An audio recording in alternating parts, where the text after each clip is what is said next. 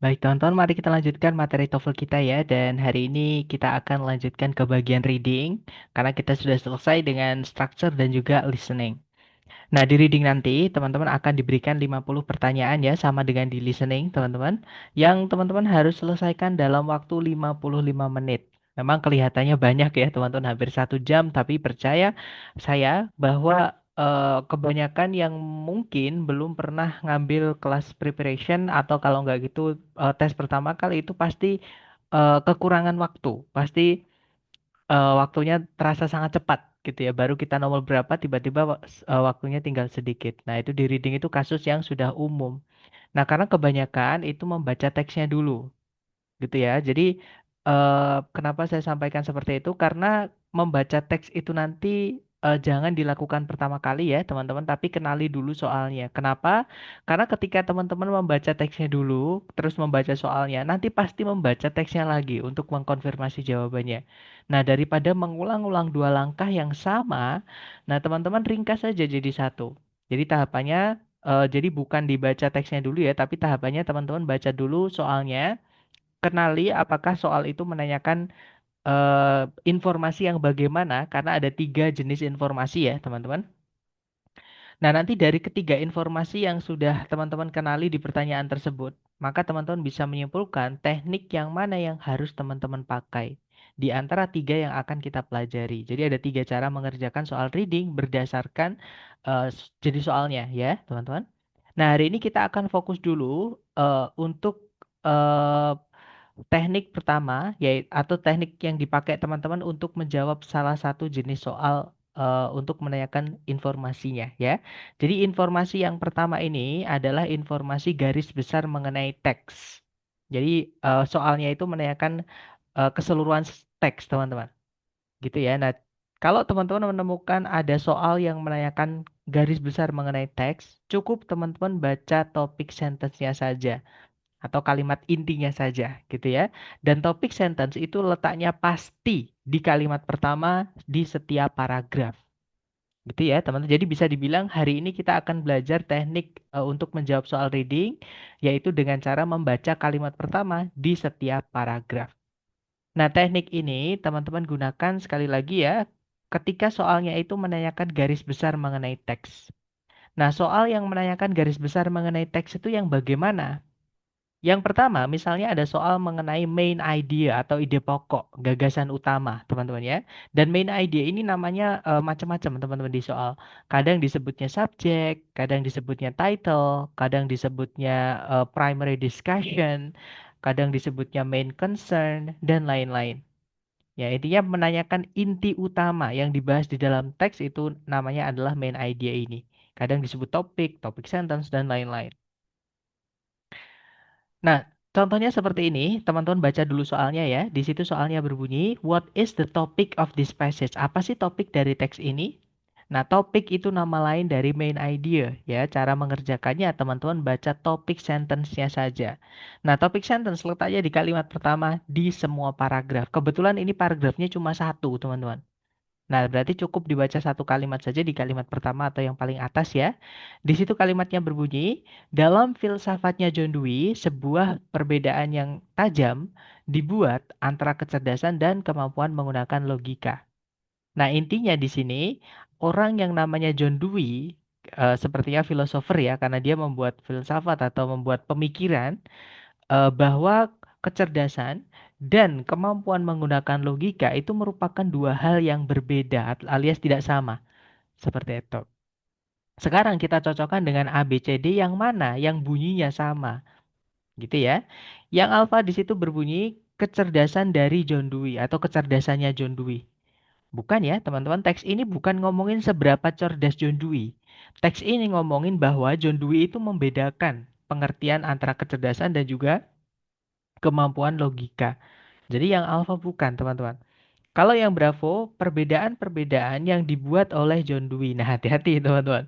Kalau yang Bravo ini, dia jamak ya, perbedaan-perbedaan. Sedangkan di soal itu cuma satu, yaitu perbedaan antara kecerdasan dan kemampuan menggunakan logika. Jadi yang Bravo ini terlalu luas, terlalu tidak jelas, teman-teman ya. Kurang kurang kurang jelas atau kurang sempit gitu. Kira-kira maksudnya perbedaan itu tentang apa dan apa? Jadi yang Bravo tidak bisa. Kalau yang Charlie, gagasan-gagasannya Dwi mengenai kemampuan untuk menggunakan logika. Nah, hati-hati. Kalau yang Charlie ini tadi ada, teman-teman. Jadi Dwi itu memberi pengertian atau membuat filsafat tentang kemampuan menggunakan logika. Tapi bukan cuma kemampuan menggunakan logika, ya. Dan Dwi juga membuat filsafat tentang intelligence. Nah, kalau kita pilih yang Charlie, ada bagian yang dihilangkan atau ada informasi penting yang dihilangkan. Gitu ya. Jadi yang Charlie ini nggak bisa karena kurang informasi alias terlalu sempit, teman-teman. Terlalu spesifik gitu ya. Ada bagian yang dihilangkan. Nggak bisa. Kalau yang Delta, bagaimana kecerdasan berbeda dari kemampuan menggunakan logika dalam tulisan-tulisannya Dwi. Nah, ketemu ya. Jawabannya adalah yang Delta, teman-teman. Nah, kurang lebih seperti itu untuk menjawab main idea. Kemudian untuk jenis soal kedua yang cara mengerjakannya juga sama, teman-teman baca kalimat pertama di setiap paragraf, itu namanya adalah idea organization atau pengembangan ide. Gitu. Jadi bagaimana si penulis itu mengembangkan informasi atau mengembangkan idenya.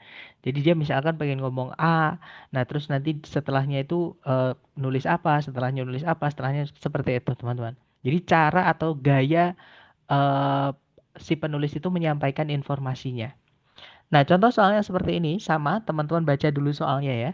Di situ soalnya berbunyi, in this passage, nah ini kalau diartikan, di dalam teks ini, atau di dalam potongan teks ini, nah ini kan nggak jelas ya teman-teman, soalnya menanyakan apa, karena soalnya terpotong di sini.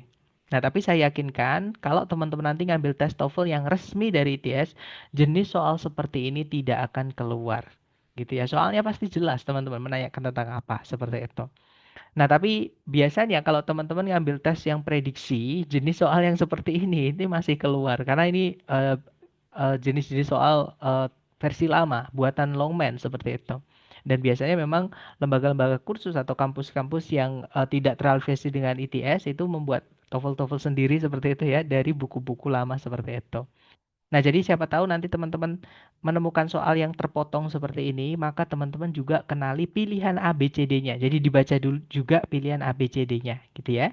Di situ yang alfa disebutkan sebuah ide atau sebuah gagasan disajikan dan kemudian dibantah.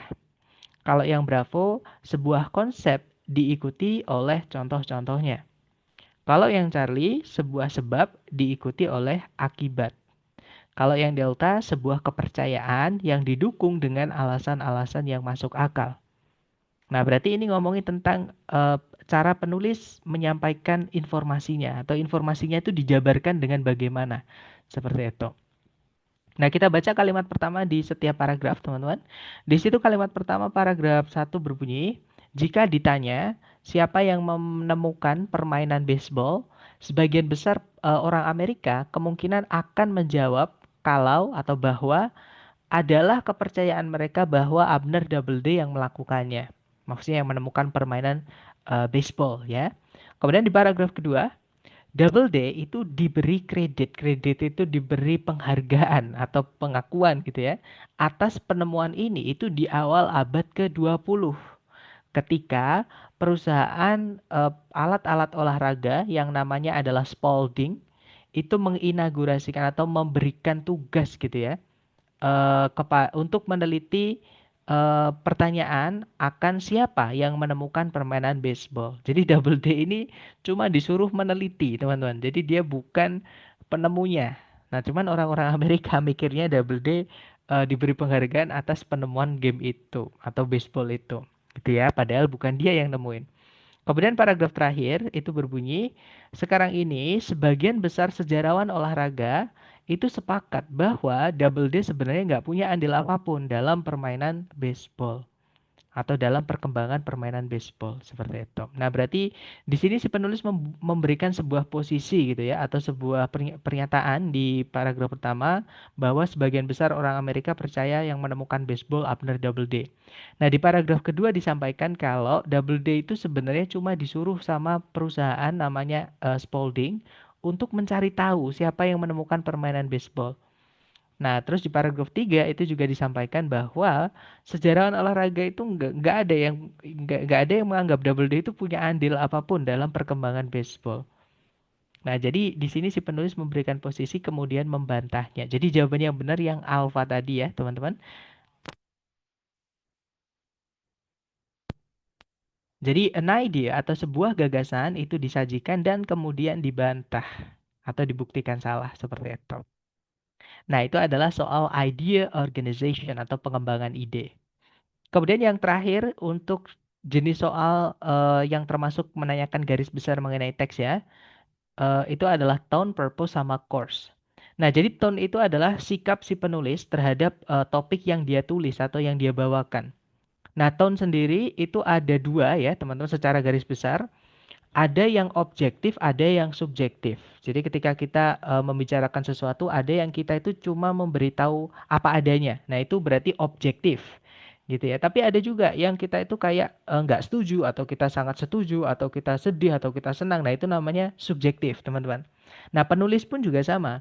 Penulis itu ada yang eh, netral ya atau objektif. Jadi menulis informasi itu apa adanya, nggak ada keterlibatan dia. Tapi ada juga penulis itu yang mengkritisi tentang sesuatu. Ya, entah itu mendukung, entah itu menentang dan lain-lain. Gitu ya. Dan berarti kalau misalkan dia tidak ikut-ikut berarti netral ya, hanya ingin berbagi informasi, teman-teman. Tapi kalau misalkan eh, apa si penulis ini ikut-ikutan, jadi dia memasukkan pendapatnya. Nah, artinya dia subjektif ya. Jadi dia berpihak seperti itu. Nah, itu ada tone-nya. Nanti tone-nya dilihat bagaimana sikapnya seperti itu. Kemudian kalau purpose itu adalah tujuan si penulis menulis teks tersebut ya. Dan yang terakhir adalah course. Course itu mata keilmuan atau bidang keilmuan, mata kuliah yang membahas topik yang ditulis oleh si penulis.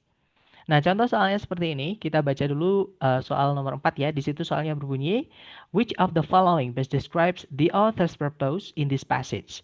Yang manakah di antara berikut ini yang paling mendeskripsikan tujuannya si penulis dalam teks ini? Jadi, kenapa si penulis itu menulis teks ini gitu ya?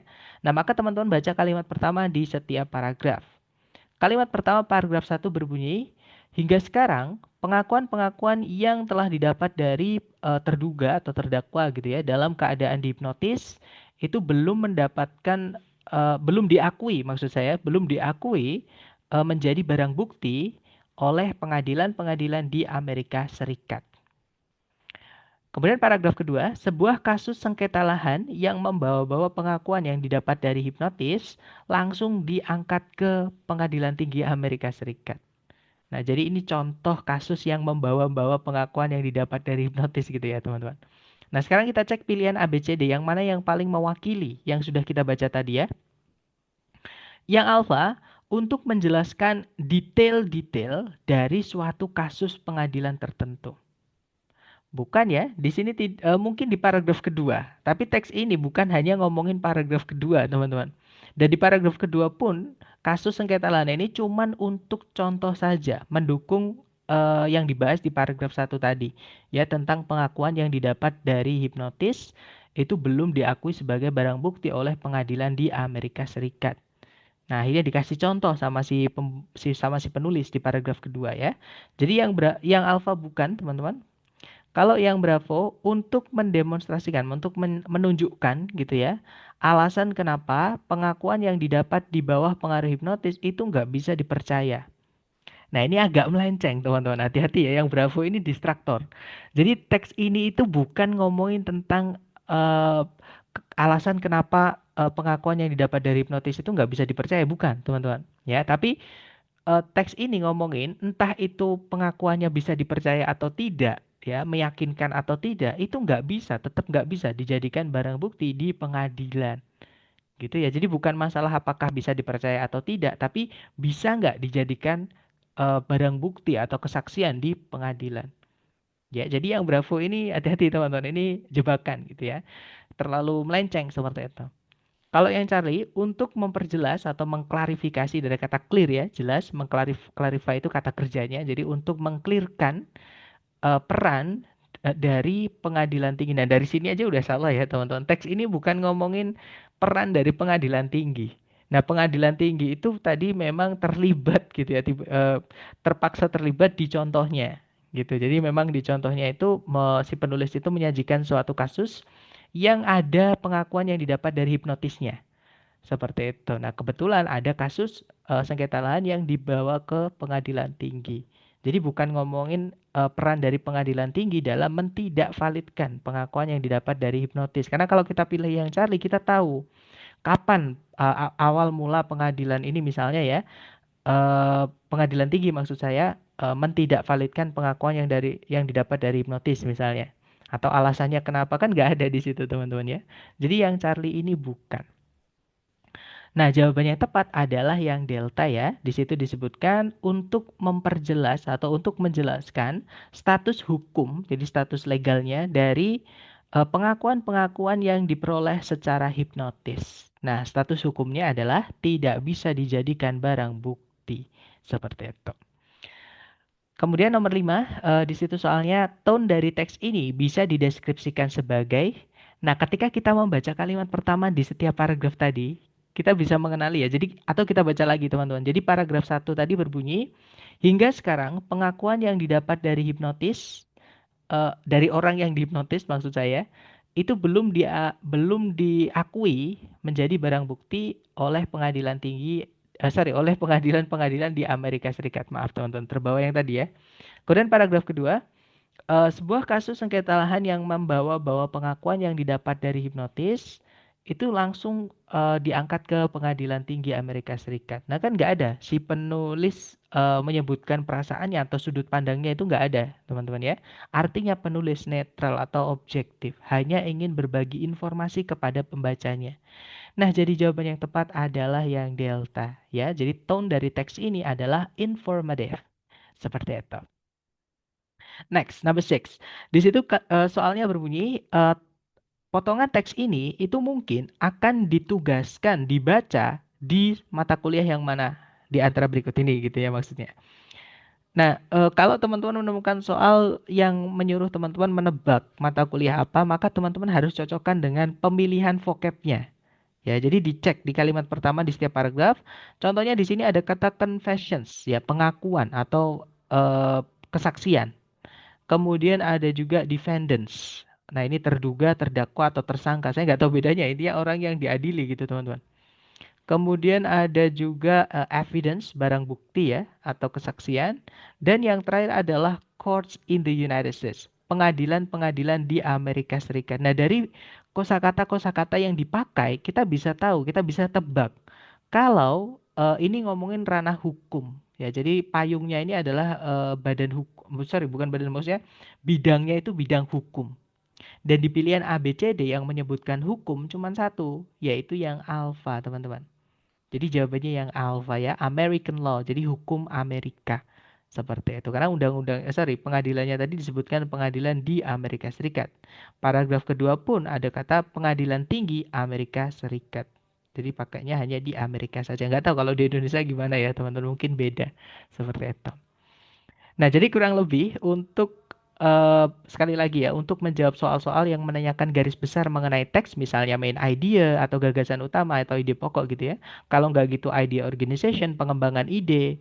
Kalau nggak gitu tone, purpose, sama course, cara menjawabnya cukup baca kalimat pertama di setiap paragraf, pahami, kemudian cocokkan dengan pilihan A, B, C, D. Seperti itu. Gitu ya. Nah, sebelum kita praktek latihan untuk teman-teman nih, mungkin ada yang pengen mungkin teman-teman tanyakan dulu, silahkan boleh di-unmute teman-teman. Ada pertanyaan dari Miss Jihan di chat ya. Kamu nanya soal nomor 5. Nah, tone itu berarti berbeda dengan topik ya. Nah, masa topiknya informatif teman-teman? Misalkan ya pertanyaannya, tone dari teks ini, misalkan kalau tone dianggap sebagai topik ya, jadi tone ini kita anggap topik teman-teman. Misalkan artinya sama. Topik dari teks ini bisa dideskripsikan sebagai informatif. Masa teks ini ngomongin tentang informatif? Nah, jadi tone itu beda dengan topik tapi ada sambungannya. Seperti itu, gitu ya. Nah, sambungannya apa? Sambungannya adalah teman-teman cocokkan topiknya dengan si penulis. Gitu ya. Jadi, topik sentence itu kalimat pertama. Gitu ya. Nah, penulis ada nggak keterlibatan atau dia itu pandangannya bagaimana? Nah, kalau nggak ada, berarti dia netral. Bisa informatif, bisa deskriptif, kadang ditulis neutral juga gitu ya. Netral gitu, teman-teman.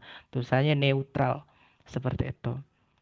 Nah, jadi kalau pertanyaannya apakah tone sama topik itu beda? Jawabannya beda, teman-teman. Tone itu berarti lebih menilai bagaimana sikap penulis dalam teks tersebut ya. Betul. Jadi gini,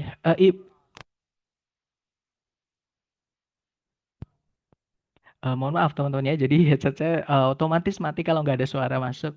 Jadi gini, ibaratkan teman-teman itu penulis. Ibaratkan teman-teman ingin menulis tentang sesuatu. Ya, misalkan nih teman-teman menulis tentang contohnya adalah apa teman-teman yang bisa menimbulkan kontroversi itu misalnya, nah contohnya tadi sore itu ada, misalnya adalah uji coba menggunakan binatang, ya uji coba misalkan menggunakan tikus gitu ya. Nah teman-teman misalkan pengen membahas tentang topik tersebut gitu. Nah misalnya teman ada dua cara penyampaian. Yang pertama adalah misalkan teman-teman pengen menjabarkan yang netral. Jadi apa sih uji coba menggunakan binatang itu gitu ya. Terus sejarahnya itu awal mulanya bagaimana? Terus kenapa kok ada itu gitu ya. Jadi nggak ada teman-teman itu menuliskan bagaimana pendapatnya. Tapi ada juga yang penulis itu yang subjektif alias berpihak. Jadi ada yang nggak setuju, misalnya saya nggak setuju atau gini, eh, uji coba menggunakan binatang itu sangat mengancam ekosistem, gitu ya. Juga tidak etis misalnya. Jadi eh, kayak apa? Binatang itu juga ciptaan Tuhan dan lain-lain. Jadi tidak dibenarkan. Nah, kayak gitu itu mengkritik, teman-teman. Berarti tidak setuju, gitu ya. Jadi ada penulis itu yang netral, ada yang tidak. Jadi tone itu yang seperti itu, Miss. Nah, topiknya sama-sama tentang uji coba menggunakan binatang, tapi cara penyampaian ada dua. Seperti itu. Ada yang netral, ada yang tidak. Objektif sama subjektif. Jadi kalau pertanyaannya apakah topik sama tone beda, sangat beda gitu ya. Kemudian soalnya opsi B dan C itu beda dengan opsi D. Maksudnya soalnya opsi B, judicial, dan C, hypnotic, itu berbeda dengan opsi D, informative. Pasti berbeda, teman-teman, ya. Kalau sama nanti misalkan jawabannya benar, misalkan Bravo, Charlie sama Delta sama. Nah, berarti jawabannya ada tiga dong. Dan nggak mungkin ya satu soal misalkan tiga, tiga jawaban benar itu nggak mungkin, teman-teman. Pasti yang benar cuma satu. Maksudnya seperti itu bukan, Miss Jihan?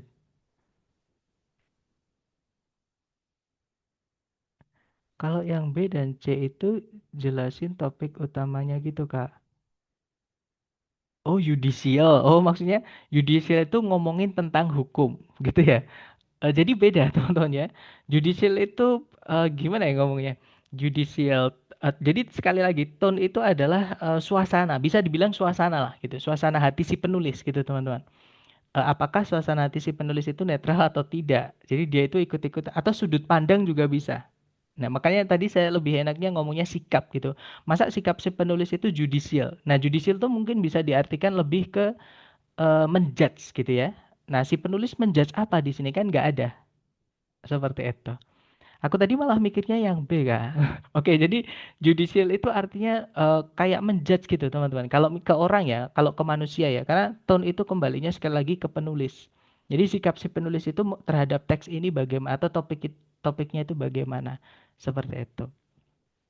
Jadi teks ini itu bukan menjudge ya, teman-teman. Tidak ada menjudge apakah A salah atau B salah seperti itu nggak ada. Ya cuman di sini hanya ingin menjelaskan saja bahwa atau memberitahu saja kepada pembaca tadi ya sama kayak purpose tadi teman-teman. Apa namanya? Bahwa pengakuan yang didapat dari hipnotis itu tidak bisa dianggap sebagai barang bukti. Nah, tapi nggak ada penulis mengejudge apakah itu salah atau itu benar, itu nggak ada, teman-teman. Seperti itu. Ada berapa jenis tone nggak? Tadi sudah saya sampaikan ya teman-teman. Secara umum ada dua. Ada yang netral atau informatif. Nah netral itu banyak juga nanti eh, apa namanya bisa informatif. Kadang disebutnya neutral, kadang disebutnya deskriptif atau apapun yang maknanya sama, intinya sama. Ya, jadi ingin memberikan informasi saja atau mendeskripsikan sesuatu saja. Intinya nggak ada kepengenan untuk eh, apa namanya, misalkan menentang atau mendukung atau mendorong atau mengajak pembaca itu nggak ada. Jadi netral gitu ya. Intinya hanya ingin apa namanya, menyampaikan sesuatu yang netral seperti itu teman-teman. Gitu ya. Tapi ada juga yang penulis itu yang tidak netral, maksudnya tidak netral itu apa ya, menuangkan emosinya ataupun menuangkan sudut pandangnya, pendapatnya, gitu ya. Jadi ada yang setuju, ada yang tidak, ada yang marah, ada yang sedih. Nah, itu kalau ditanya yang subjektif ini ada berapa? Ya ada banyak. Karena sikap itu ada banyak, teman-teman ya. Ada yang marah, ada yang sedih, ada yang senang. Jadi itu tergantung. Tergantung nanti bagaimana penulisnya itu bunyinya bagaimana seperti itu. Silakan, Miss Jian, boleh di-unmute, Miss. Nggak apa-apa. Tapi Miss, Gini, Miss, gini, Mister. Tadi tuh ya. maksudnya itu, eh, tadi kan karena baca ada hipnotik, itu kan di teks kan ada kata-kata hipnotik juga. Jadi, eh, karena tadi udah tahu kalau misalnya tone itu maksudnya adalah gimana pandangan dari penulisnya, berarti kan kayak kalau hipnotik itu kan berarti dia nyebutin jenis topik kan gitu. Jadi maksudnya tuh tadi tuh bingungnya tuh kenapa disamakan opsinya itu ada yang satu menjelaskan topik, ada satu yang menjelaskan informatif gitu, Mister. Maksudnya gimana ya jelasinnya? Jadi kenapa eh opsinya mm-mm. itu berbeda-beda gitu kan? Misalnya kalau tadi judicial kan artinya menjudge. Nah, baru baru saya cari di kamus kalau judicial itu ngejudge berarti mirip dengan opsi informatif gitu. Oh, beda, Miss. Menjudge itu berat. Misalkan ya, menjudge itu eh kita lihat eh atau gini deh, menghakimi lah, menghakimi, gimana? Menghakimi sesuatu itu salah atau benar itu menjudge. Jadi eh apa ya bahasa Indonesia yang enak ya, teman-teman ya? Misalkan mencuri, mencuri itu salah misalnya, atau ada juga mencuri eh, mencuri terus dikasihkan ini jadi benar. Nah, kayak gitu. Itu kan menjudge itu seperti itu, benar atau salah itu menjudge. Benar atau salah misalkan atau baik atau buruk. Nah, itu menjudge, Miss. Nah, sedangkan di teks ada nggak penulis bilang pengakuan yang didapat dari hipnotis itu apakah dia benar, apakah salah, apakah baik atau buruk, ada nggak kira-kira? Nggak ada sih, Nggak ada Mister. kan? Cuman Nah, tadi mm-mm, bingungnya itu sebenarnya lebih ke karena tadi belum tahu artinya, jadi kayak eh, udah tahu apa kayak udah pasti satu jawabannya informatif karena yang lainnya itu saya pikir tadi itu menjelaskan tentang topik gitu. M- Karena kan tadi ada kalimat judikal kan di atas yang di eh sorry sorry yang hipnotik itu kan mm-mm. kalau misalnya pandangan penulis hipnotik itu kan lebih ke topiknya kan, Mister. Tahu nggak artinya hipnotik itu apa, Miss? Hipnotik itu Itu kata hipnot. sifat ya. Itu kata sifat. Jadi, eh nah ini atau kita buka di kamus ya, teman-teman. Kita cari yang akhirannya IC, hipnotik. Nah, ini makanya vocab itu penting sekali. Sebentar ya, hipnotik. Hipnotik itu kata sifat, teman-teman. Nah, dia adalah adjektif. Ya sama sih sama yang lainnya tadi ya. Jadi dia adalah adjektif. Artinya adalah membuat seseorang itu terhipnotis. Nah, jadi kalau seolah-olah tadi kalau tone-nya itu menghipnotis, tapi dia kata sifat bukan kata kerja ya. Karena kata kerjanya adalah hypnotize, pakai ZE. Nah, kata bendanya hipnosis. Ini kata bendanya. Ya, relating to hypnosis yang berhubungan dengan hipnosis. Nah, ini kata bendanya hipnosis. Ini kalau diklik bisa biasanya. Oh, ini bisa ya. Jadi, hipnosis itu adalah kata bendanya. Gitu ya. Jadi bisa dikenali dari akhiran-akhiran kata. Nah, hipnotik itu artinya menghipnotis. Maksudnya menghipnotis itu mempengaruhi pembacanya supaya melakukan sesuatu. Nah, sekarang saya kembalikan ke teman-teman ketika membaca teks tadi, ada nggak teman-teman merasa terajak untuk melakukan sesuatu atau terhipnotis untuk melakukan misalkan membeli barang atau melakukan demo atau sesuatu ada nggak ketika membaca kalimat pertama di setiap paragraf tadi?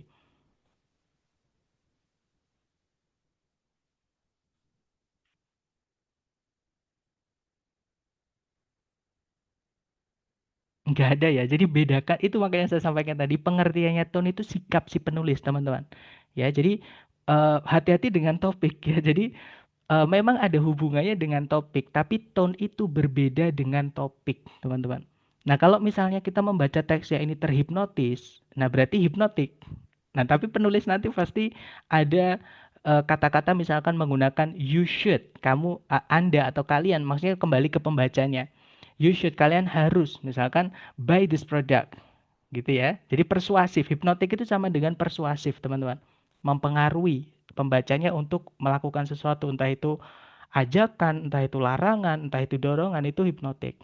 Gitu ya. Tapi mungkin hipnotik itu lebih dalam, atau mungkin sama si pembuat soal ini dipakai untuk mendistraksi supaya ada hubungannya juga dengan di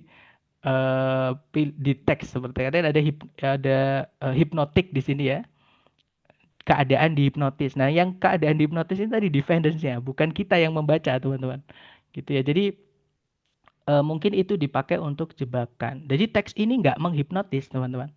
Gitu ya. Teks ini nggak ngajak kita pembacanya sebagai apapun, nggak ada. Makanya cara mengenali ya dibaca topik sentence tadi. Ada nggak si penulis itu menuliskan sikapnya? Apakah dia mengajak? Apakah dia menghipnotis? Apakah dia mengejudge? Apakah dia ngamuk? Yang alfa itu artinya marah-marah atau ngamuk seperti itu.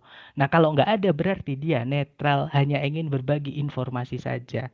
Jadi supaya pembacanya itu supaya tahu gitu teman-teman, supaya informed, pakai ed ya, seperti itu. Nggak apa-apa, Miss. Jadi it's okay. Tapi jelas ya, maksudnya hati-hati dengan distraktor. Yang perlu teman-teman pahami adalah, makanya saya arahkan juga tone itu artinya sikap ya. Jadi bukan teman-teman disuruh mencari satu kata terus oh ada hipnotik berarti jawabnya hipnotik. Bukan, teman-teman. Gitu ya. Jadi harus dipahami bahwa tone itu sikap si penulis. Ada nggak sikap si penulis di kalimat pertama di setiap paragraf? Kalau misalnya ada, yang mana petunjuk katanya? Gitu ya, apakah dia marah, apakah dia sedih, apakah dia mengejudge, apakah dia mengajak atau menghipnotis gitu ya. Kalau nggak ada berarti dia netral, artinya hanya ingin berbagi informasi atau pengetahuan seperti itu. Nah, itu tone, teman-teman.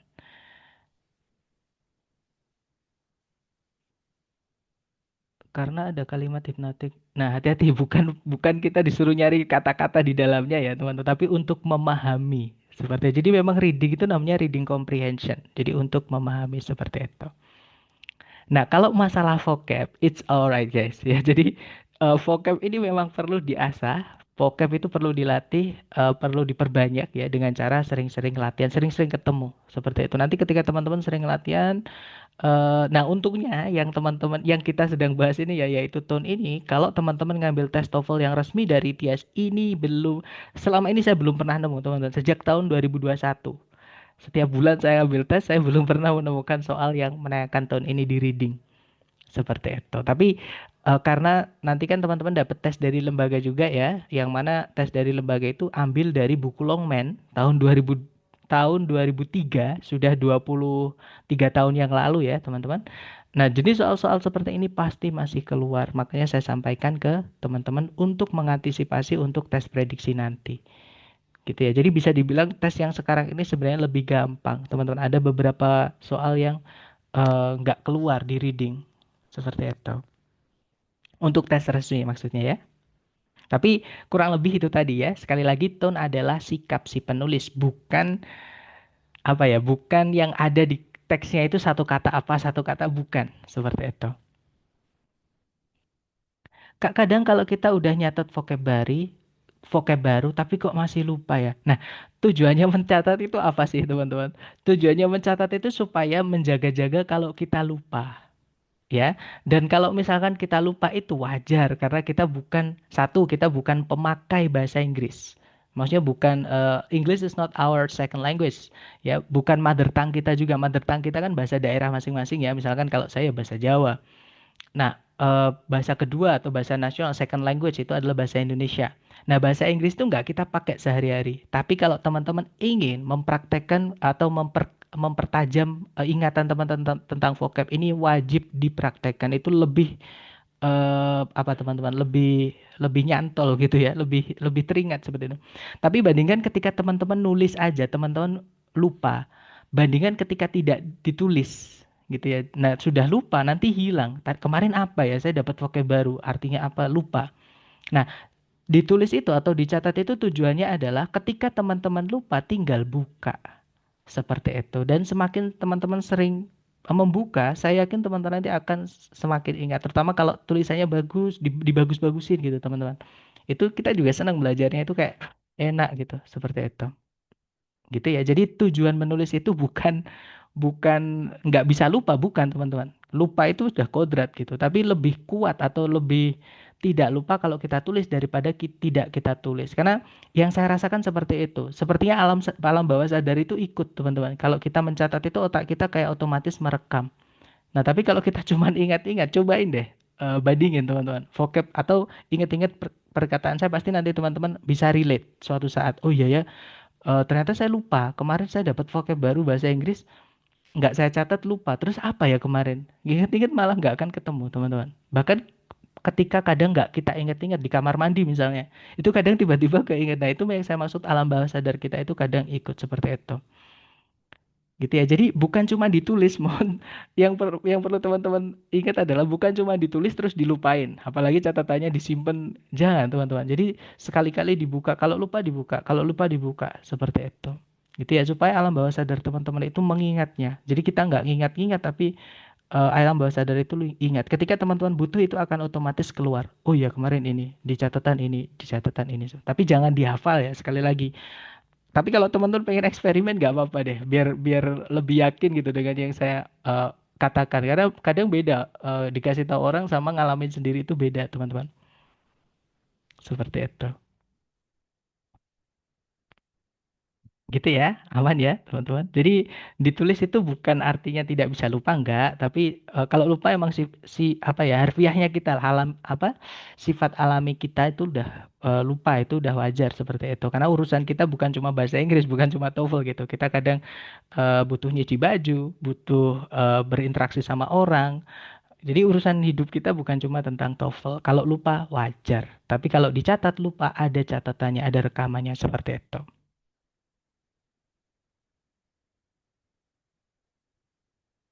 Kak, tapi kadang kok kita umumnya ingat banyak kata, tapi pas percakapan jadi blank. Nah, beda lagi ini teman-teman ya. Kalau percakapan berarti itu namanya produktif. Produktif itu teman-teman memproduksi. Jadi otak diminta untuk memproduksi sesuatu.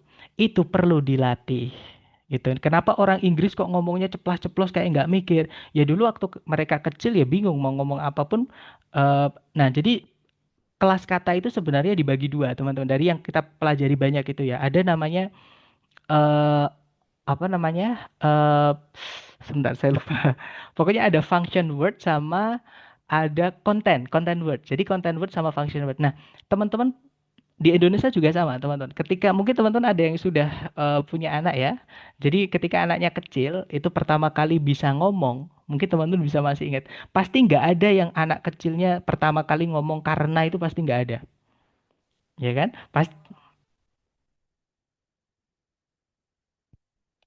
Pasti ngomongnya misalnya nih, dia pengen pisang misalnya, pasti bilangnya pisang misalnya. Atau kalau lihat kunci, misalnya dia bilang kunci gitu. Gitu. Itu sudah apa psikolinguistik, teman-teman. Jadi hubungan psikologi sama bahasa gitu.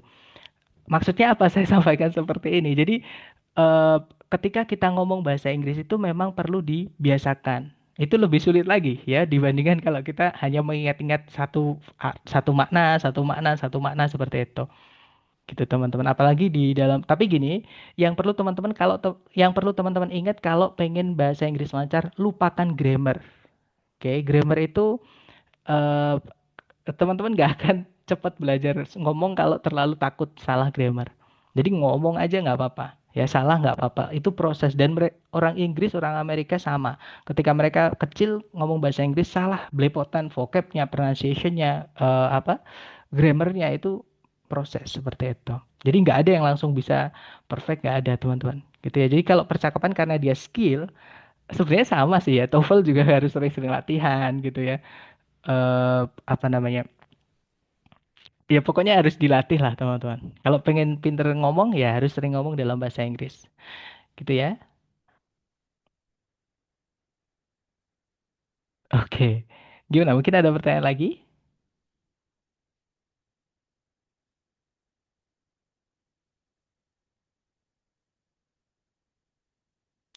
Sepertinya tidak ada. Saya harap teman-teman fokus ya. Karena kita belajar TOEFL, fokus ke TOEFL dulu aja. Karena itu nanti yang akan menghinder atau menghambat teman-teman perkembangan belajar teman-teman kalau kita pengen, misalkan kita lagi jalan, beli sesuatu tiba-tiba keinget, misalkan hujan nih teman-teman, keinget apa namanya? Keinget jemuran misalnya. Nah, padahal toko itu udah agak di depan, tapi kita buru-buru pengen. Nah, kayak gitu itu namanya distraksi atau yang nantinya jadi penghambat teman-teman belajar yang harusnya udah cepet satu tugas selesai atau satu target selesai karena kepikiran yang lain-lain. Jadi teman-teman jadi eh, melambat apa namanya? Kecepatan belajarnya atau proses belajarnya. Jadi saya harap fokus aja satu-satu dulu teman-teman. Nanti kalau TOEFL misalkan sudah lancar atau sudah dapat target skornya, nah itu teman-teman mau fokus yang lain itu sangat nggak apa-apa. Kalau saran saya, gitu ya. Karena multitasking itu sebenarnya tidak baik, teman-teman. Sepertinya nggak ada pertanyaannya. Oke, kalau nggak ada pertanyaan, mohon izin untuk saya mute kembali.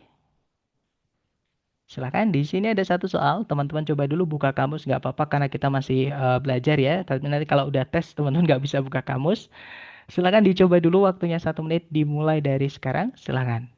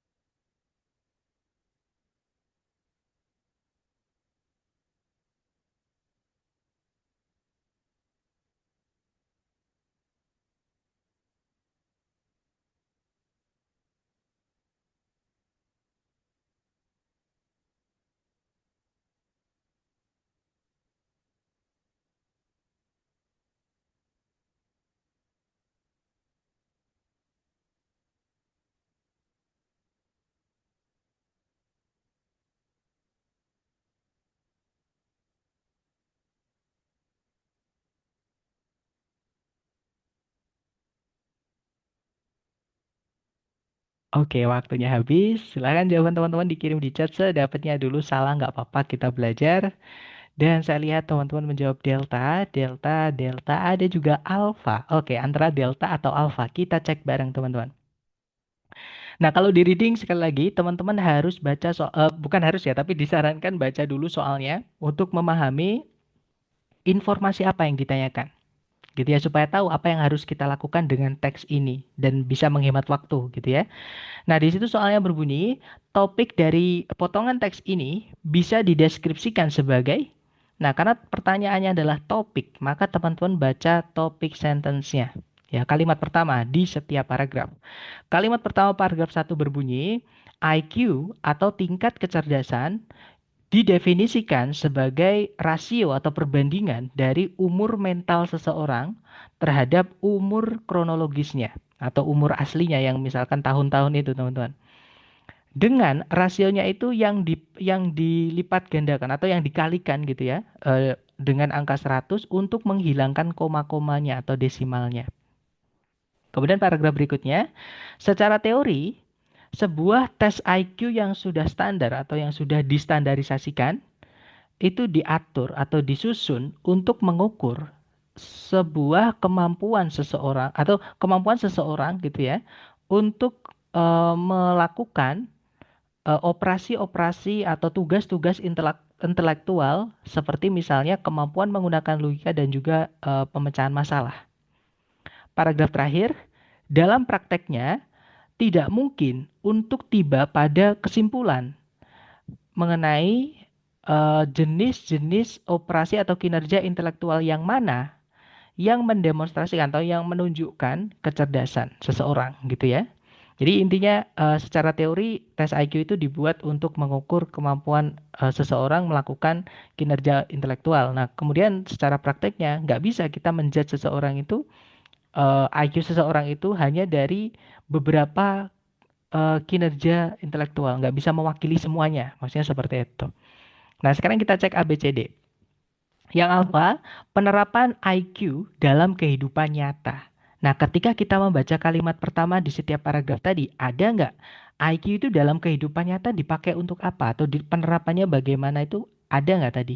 Kan nggak ada ya, teman-teman. Jadi yang alfa nggak bisa, teman-teman. Oke, kalau yang Bravo, Bagaimana IQ mempengaruhi masa depan seseorang.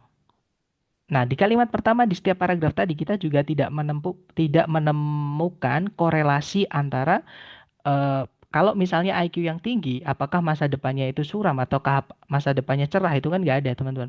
Berarti bukan itu yang diomongin, bukan hubungan IQ dengan masa depannya. Kalau yang Charlie, peran dari IQ dalam pemecahan masalah. Nah, hati-hati ya. Ini juga pengecoh, teman-teman.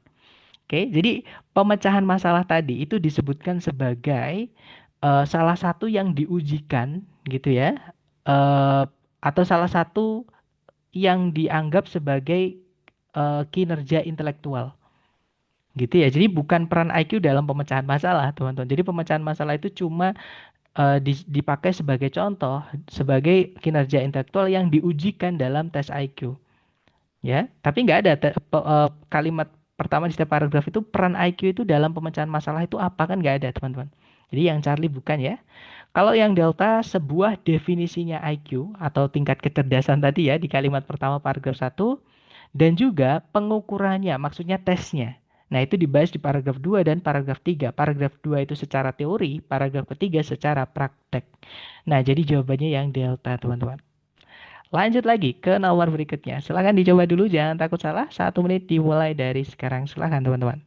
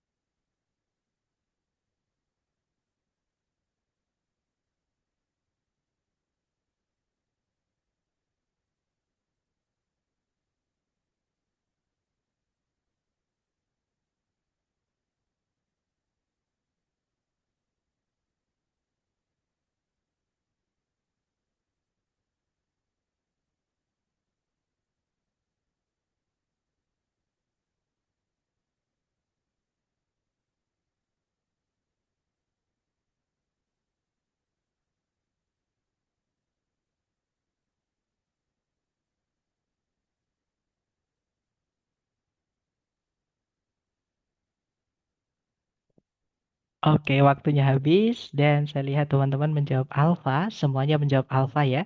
Mari kita cek bareng. Di situ soalnya berbunyi, how is the information in the passage organized? Jadi bagaimana informasi di dalam teksnya itu dikembangkan. Nah, ini adalah idea organization, teman-teman. Jadi menanyakan bagaimana penulis itu menjabarkan informasinya. Nah, kita baca topik sentence-nya. Di kalimat pertama, paragraf satu berbunyi, kontroversi itu mengelilingi, maksudnya ini nggak enak kalau diartikan kata per kata ya, teman-teman. Ini kalau diartikan ada kontroversi mengenai gitu ya, gagasan dalam menggunakan organisme-organisme yang dimodifikasi secara genetik di kehidupan sehari-hari.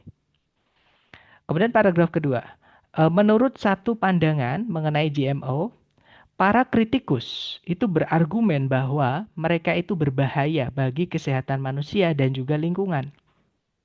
Kemudian paragraf terakhir, sebaliknya proponen itu orang yang setuju, orang yang mendukung ya. Jadi para pendukung dari pandangan tersebut, maksudnya pendukungnya GMO gitu ya, melihat GMO sebagai alat penting untuk mengatasi tantangan-tantangan global seperti kelangkaan makanan dan juga malnutrisi.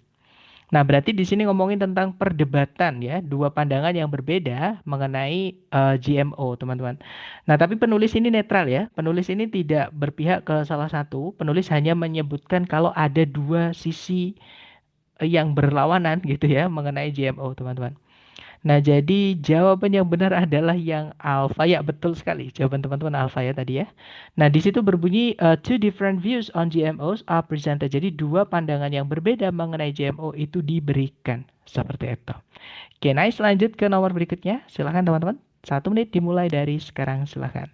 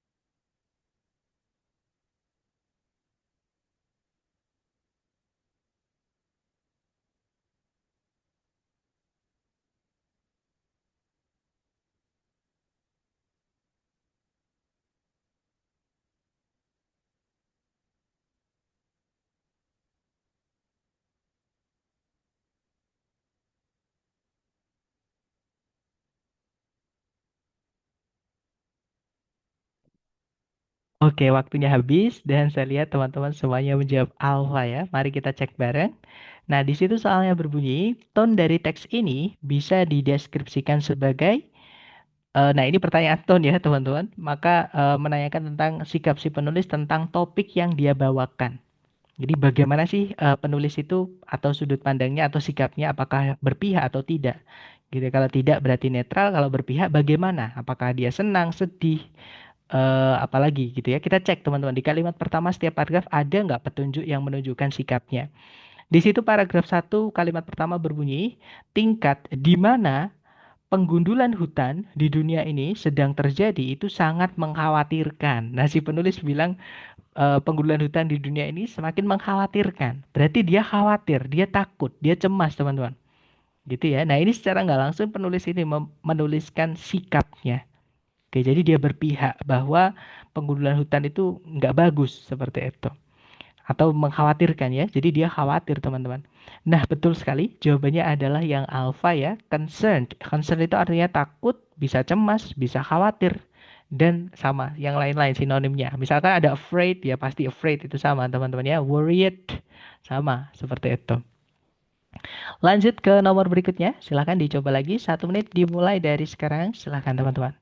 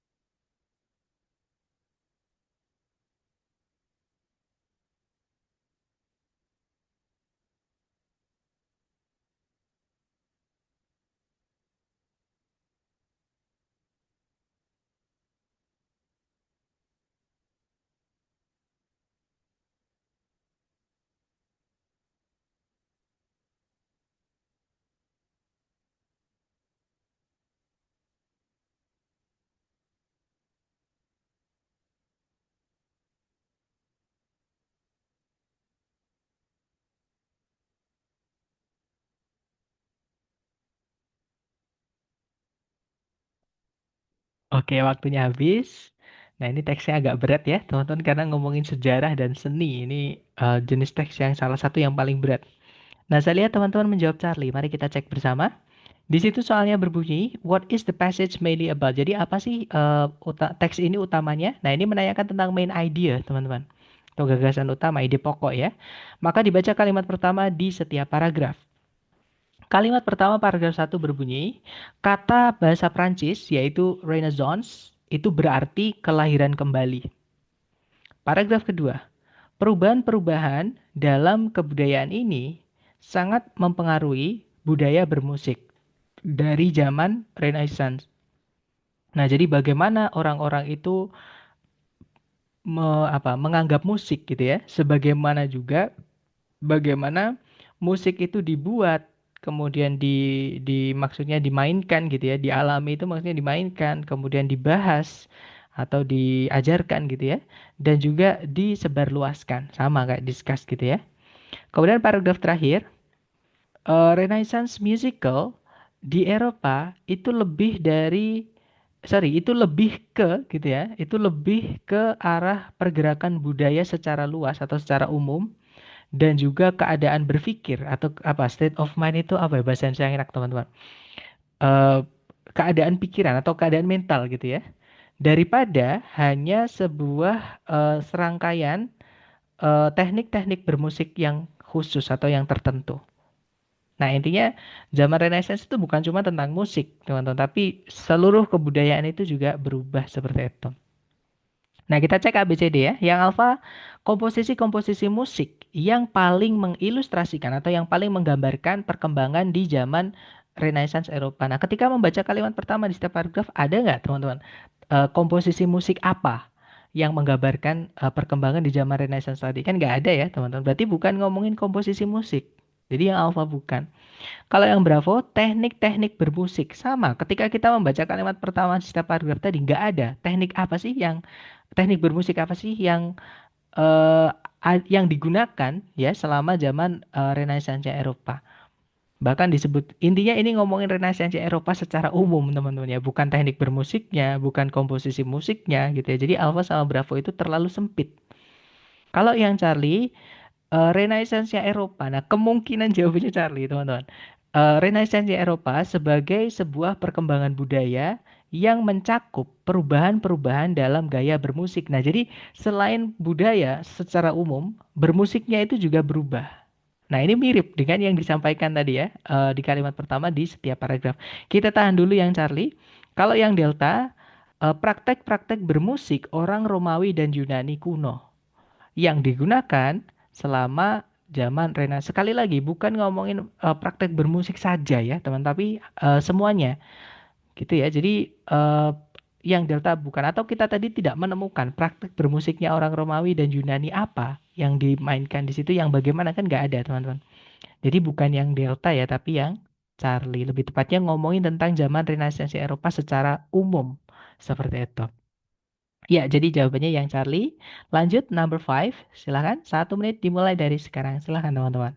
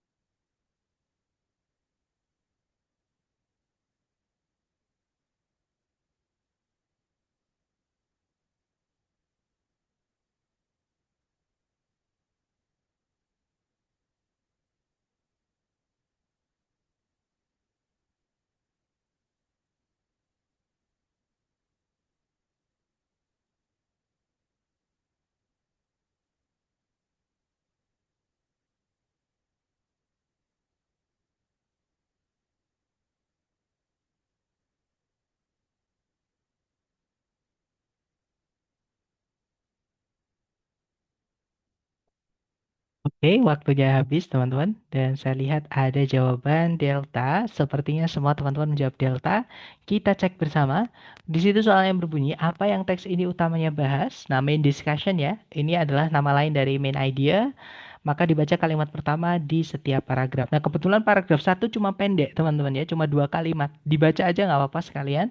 Jadi kalimat pertama berbunyi, berbeda dari pendapat publik atau pendapat kebanyakan, opini kebanyakan orang gitu ya. Frost itu udara beku dan juga suhu yang sangat dingin itu memiliki peran yang sedikit gitu teman-teman dalam atau dengan pewarnaan dari daun-daun di musim gugur. Nah, cuaca itu memang memainkan peran penting. Namun untuk memahami peran tersebut, pertimbangkan dulu perubahan-perubahan pigmen yang terjadi di dalam dedaunan selama musim pertumbuhan. Nah, jadi intinya secara nggak langsung si penulis itu ngomong, meskipun cuaca, kemudian suhu tanah, suhu yang membeku, udara yang beku gitu ya, mempengaruhi pewarnaan daun di musim gugur. Nah, ternyata ada juga pengaruh yang lain yaitu perubahan pigmen. Maksudnya seperti itu ya. Kita baca paragraf kedua. Di situ kalimatnya berbunyi, di musim semi dan musim panas, dedaunan itu warnanya hijau karena mereka mengandung jumlah pigmen hijau yang sangat banyak, namanya klorofil. Paragraf berikutnya, dedaunan dari beberapa jenis tanaman itu berubah warnanya menjadi merah atau ungu, yaitu warna-warna yang disebabkan oleh kelompok pigmen yang lain yang disebut dengan antosianin. Kemudian paragraf terakhir, tanaman-tanaman yang daunnya itu berguguran atau yang menggugurkan daun di musim-musim tertentu gitu ya, itu tidak bisa melewati musim dingin kalau mereka itu tetap menjaga daun mereka karena dedaunan itu akan kehilangan jauh lebih banyak air dikarenakan atau terhadap udara musim dingin yang kering dibandingkan yang akar-akarnya mereka itu bisa serap dari tanah yang membeku. Nah, ya jadi itu tadi ya teman. Jadi ini ngomongin tentang faktor apapun yang mempengaruhi dedaunan. Ya, lebih tepatnya warnanya seperti itu. Nah, kita cek ABCD. Yang alfa produksi atau proses menghasilkan klorofil dalam tanaman. Nah, teks ini bukan ngomongin zat hijau daun saja ya, teman-teman. Tadi ada juga zat yang warnanya merah sama ungu, ada juga udara beku sama suhu, ada juga daun-daun yang berguguran gitu ya. Jadi yang bukan cuma berubah warna tapi berguguran karena musim tadi seperti itu. Nah, jadi bukan ngomongin tentang klorofil alfa bukan ya. Kalau yang Bravo, akibat-akibat dari cuaca dan suhu terhadap pohon. Nah, ini kedengaran benar, teman-teman. Tadi menjawab apa nih? Menjawab delta ya untungnya. Tapi yang Bravo ini salah, teman-teman. Karena ada bagian yang dihilangkan, yaitu perubahan pigmen. Yang sebenarnya inti dari teks ini itu ngomongin itu. Karena dia bilang tadi di awal ya, kalau berbeda dari kebanyakan, apa namanya, pendapat kebanyakan orang, kalau udara beku dan suhu yang dingin itu memiliki sorry, bukan kalau ya, nggak ada kaloknya teman-teman. Jadi berbeda dari pendapat kebanyakan, tanah yang beku dan suhu yang dingin itu memiliki andil yang sangat sedikit dengan pewarnaan daun. Gitu ya, karena pewarnaan daun tadi karena pigmen teman-teman. Kalau suhu sama itu tadi malah justru bukan warna, tapi malah ada yang sampai menggugurkan daun. Maksudnya seperti itu. Jadi teks ini sebenarnya malah ingin menekankan tentang perubahan warna tadi, ya, selain suhu dan juga tanah yang beku tadi. Sorry, udara beku maksud saya. Nah, jadi Bravo bukan, nggak ada penyebutan pigmen ya di situ. Kalau yang Charlie, pentingnya pentingnya warna sebagai indikator dari penyakit tanaman. Nggak ada penyakit tanaman sama sekali ya, teman-teman.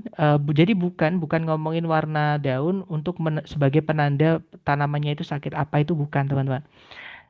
Kalau yang delta, alasan-alasan untuk perubahan-perubahan dalam warna daun. Nah, ketemu jawabannya adalah yang delta ya. Jadi ada udara beku, kemudian suhu yang dingin dan juga pigmen tadi. Seperti itu. Lanjut ke nomor berikutnya. Silahkan dicoba lagi. Waktunya 1 menit dimulai dari sekarang. Silahkan teman-teman.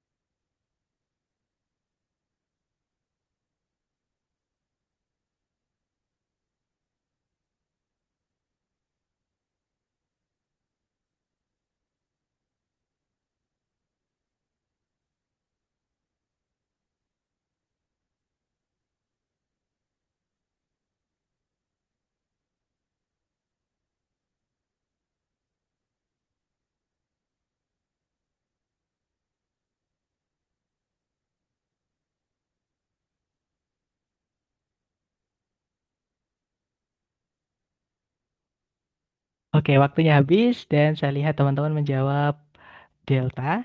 Delta sepertinya semua menjawab delta ya. Kita cek. Di situ soalnya berbunyi main point. Main point itu tujuan utama ya. Jadi main point itu beda dengan main idea, teman-teman. Main point itu lebih ke purpose ya. Jadi tujuan dari teks ini adalah untuk apa? Nah, kita baca di kalimat pertama di setiap paragraf. Nah, kebetulan paragraf satu cuma pendek ya, maka baca aja kalimatnya seluruhnya, teman-teman. Karena biasanya kalau kita sudah memahami paragraf satu, yang pendek itu kita tidak perlu membaca kalimat-kalimat berikutnya. Nah, di situ paragraf satu berbunyi, transformasi atau perubahan bentuk dari pohon palem dan juga dinosaurus menjadi bahan bakar fosil seperti batu bara dan minyak bumi merupakan fenomena yang sudah diketahui bagi banyak orang. Namun, bagaimana proses ini terjadi? Nah, bagaimana ini terjadi? Nah, berarti pasti teks ini ngomongin proses perubahan pohon palem dan dinosaurus menjadi bahan bakar fosil ya. Mari kita cek kalimat pertama paragraf 2. Jadi, bahan bakar fosil itu berawal dengan melimpahnya kehidupan dan juga sedikitnya atau terbatasnya oksigen. Nah, jadi mereka rebutan oksigen, teman-teman. Kemudian paragraf berikutnya, batu bara itu terbentuk ketika tanah gambut itu secara memadai terkompresi atau dikompres, ditekan oleh beban atau berat dari tumpukan-tumpukan yang semakin tumbuh di atasnya untuk memaksa air dan kandungan-kandungan yang lain atau zat-zat yang lain itu keluar dari tanah gambut tersebut yang meninggalkan massa karbon yang terkonsentrasi atau yang memadat. Nah, yang akhirnya jadi batu bara itu gitu ya. Kemudian paragraf berikutnya, 300 juta tahun yang lalu, di selama zaman Karboniferus, sebagian besar dunia ini menyerupai rawa Okefenokee. Nah, maksudnya berarti kondisinya itu yang mendukung perubahan itu, maksudnya gitu ya, teman-teman. Kemudian paragraf terakhir, cadangan-cadangan batu bara dan minyak bumi yang banyak itu sebenarnya masih ada di bawah tanah. Namun biayanya itu semakin meningkat dengan pasti atau dengan signifikan gitu ya. Entah itu dalam hal dolar, maksudnya dalam hal finansial, dalam hal uang gitu ya, makin mahal maksudnya untuk diambil teman-teman. Dan juga resiko terhadap lingkungan. Jadi semakin bahaya juga kalau semakin digerus gitu ya. Nah, jadi intinya di sini topik utamanya adalah ngomongin tentang bahan bakar fosil, terutama perubahan bagaimana yang awalnya dari pohon palem, paleman gitu ya, jenis-jenis pohon palem dan juga dinosaurus kok bisa jadi bahan bakar fosil seperti itu. Nah, jadi teman-teman tadi menjawab delta ya. Meningkatkan pemahaman mengenai bagaimana bahan bakar fosil itu terbentuk. Ya, betul sekali. Jawabannya yang delta, teman-teman ya. Lanjut lagi ke number 7. Silahkan dicoba dulu. 1 menit dimulai dari sekarang. Silahkan teman-teman.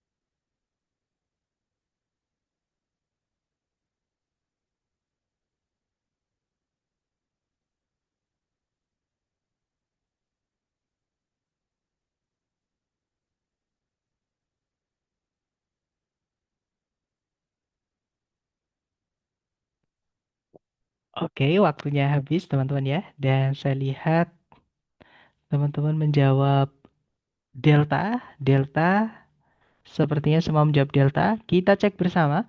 Di situ soalnya berbunyi, apa yang teks ini utamanya bahas? Kita baca kalimat pertama di setiap paragraf ya, karena ini menanyakan main discussion atau main idea, teman-teman.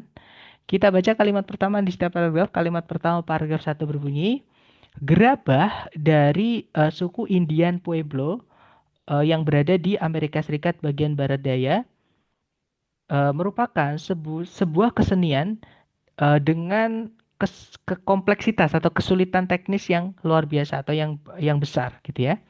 Kemudian paragraf kedua, refining. Refining itu berarti mengolah kembali gitu ya. Mengolah kembali bongkahan-bongkahan mentah dari tanah liat yang baru saja ditambang atau diambil dari alam gitu ya. Merupakan pekerjaan yang menguras banyak tenaga atau pekerjaan berat. Kemudian paragraf berikutnya, sebagian besar jenis tanah liat itu membutuhkan tambahan dari bahan non plastik, suatu bahan non plastik, sehingga tanah liat tersebut itu bisa menahan proses pengapian, yaitu pengerasan menggunakan suhu tinggi atau panas yang tinggi tanpa retak, dan sehingga wadah maksudnya bagian dalamnya itu ya, itu akan memiliki permukaan yang halus atau yang lembut. Paragraf terakhir, setelah lapisan temper ditambahkan, setelah bahan temper ditambahkan, tanah liat tersebut itu diaduk dengan penuh tenaga. Nah, berarti intinya ini ngomongin tentang apa aja yang dilakukan dengan tanah liat sebelum tanah liat itu dijadikan gerabah suku Indian Pueblo ya. Nah, sebentar, teman-teman tadi menjawab delta. Sebentar, kita cek yang delta.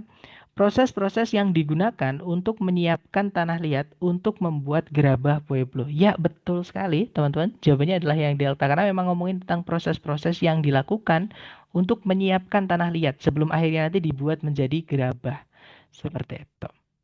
Dan kurang lebih untuk reading yang teknik pertama itu kurang lebih seperti itu ya. Jadi hari ini kita belajar jenis-jenis soal apa aja di reading yang cara mengerjakannya teman-teman cukup baca kalimat pertama di setiap paragraf. Nah, patokan gampangnya adalah Teknik yang hari ini kita pelajari dipakai untuk menjawab soal-soal yang menanyakan garis besar mengenai teks.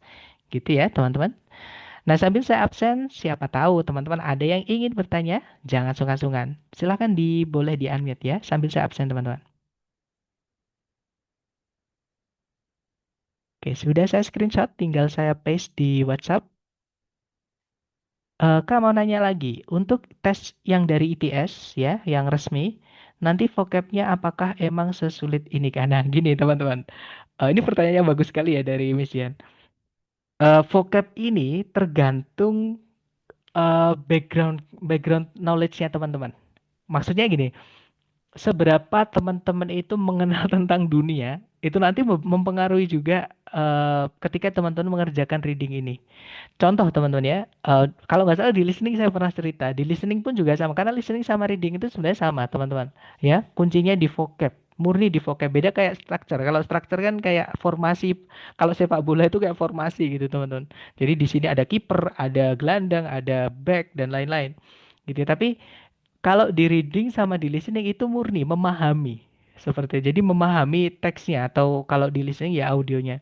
Jadi kalau teman-teman nanti familiar dengan topik yang dibahas, nah vocabnya tidak akan sulit.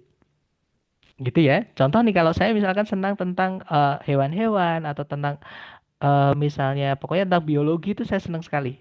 Bukan biologi yang kecil ya, tapi biologi besar misalkan hewan-hewan gitu teman-teman, atau tanaman-tanaman dan lain-lain itu enak gitu. Tapi kalau sudah jatuh di bab seni dan sejarah itu yang sulit gitu ya. Jadi, tapi kalau mungkin teman-teman ada yang suka membaca gitu ya. Teman-teman suka membaca terutama sejarah dan lain itu akan mudah gitu teman. Jadi sekali lagi untuk tingkat kesulitan vocab ini sebenarnya tergantung eh, apa namanya? Tergantung seberapa teman-teman familiar dengan topik itu. Nah, sebenarnya gampang aja sih untuk antisipasi ya sekali lagi sering-sering latihan, semakin banyak topik yang pernah teman-teman dapatkan akan semakin gampang untuk mengantisipasi di tes nanti. Seperti itu. Nah, tapi ada cara cepat lagi ya di latihannya atau belajar itu supaya ketika teman-teman nanti tes dalam waktu dekat ada cara cepatnya meningkatkan skornya. Nanti besok ya, teman-teman saya akan bahas setelah kelas besok. Dan itu eksklusif buat teman-teman yang masuk aja karena biasanya informasi tersebut itu saya matikan rekamannya. Jadi buat teman-teman yang cuma belajar dari rekaman pasti besok akan ketinggalan seperti itu. Karena teks soal yang tadi itu bahkan bahasanya lebih sulit dari bahasa artikel dari jurnal. Maybe ya teman-teman, tapi artikel jurnal kan juga banyak ya, ada C1, ada C2, tergantung itunya. Nah, kayaknya yang apa, yang C1 itu kayaknya berat-berat juga ya teman-teman ya. Cuma saya nggak tahu juga sih. Tapi harusnya text reading itu diambil dari artikel kok teman-teman, dari jurnal gitu. Ya, tapi memang bahasanya sama-sama formal ya. Jadi di jurnal sulit, di reading juga sulit. Tapi sekali lagi kalau teman-teman udah terbiasa enak kok teman-teman. Buktinya teman-teman yang sebelum-sebelumnya udah buktikan ternyata bisa dari yang 425 ke 570 ke 550 itu ternyata bisa. Kayaknya itu teksnya satu deh, bahasanya sulit. Mungkin ya, Mas. Jadi kemungkinan. Tapi yang pasti benar, yang dipakai adalah bahasa formal kalau di TOEFL. Jadi vocabnya itu bukan yang umumnya kita dengar sehari-hari ketika kita ngobrol sama temen atau ketika kita lihat film yang preman-preman itu bukan teman-teman. Jadi emang topiknya adalah akademik atau kalau nggak gitu vokasi tentang profesi-profesi gitu. Tapi sekali lagi kalau teman-teman sudah terbiasa, insya Allah mudah. Dan saya sebenarnya dari dulu tuh pengen teman-teman menyempatkan waktu untuk bikin konten berupa vocab-vocab gitu. Tapi sampai sekarang belum ini ya, belum terrealisasi karena saya masih fokus untuk memperbarui materi-materi apa namanya kelas TOEFL ini. Jadi siapa tahu teman-teman yang bulan depan ada yang pengen gabung lagi itu dapat latihan-latihan yang berbeda seperti itu. Walaupun babnya sama ya, karena silabusnya sudah saya buat seperti ini udah fix. Cuman soal-soal latihannya itu supaya bisa beda, supaya dapat latihan-latihan lagi seperti itu. Intinya teman-teman harus semangat. Kalau misalkan ada kesulitan, jangan sungkan-sungkan. Boleh konsultasi, boleh tanya, nggak apa-apa. I'm open guys. Gitu ya. Yang pasti jangan sampai ada sugesti kalau TOEFL itu sulit nanti bakalan sulit semua takutnya. Seperti itu. Semangat ya teman-teman. Dan mungkin itu aja untuk hari ini. Nanti kalau teman-teman ada pertanyaan, jangan suka-suka sekali lagi ya. Boleh japri saja, nanti saya bantu lewat japri. Terima kasih atas kehadiran dan juga partisipasi aktif teman-teman hari ini. Semoga yang kita pelajari bermanfaat. And I'll see you again next time. The last I say, Assalamualaikum warahmatullahi wabarakatuh. And thank you everyone. See you next time.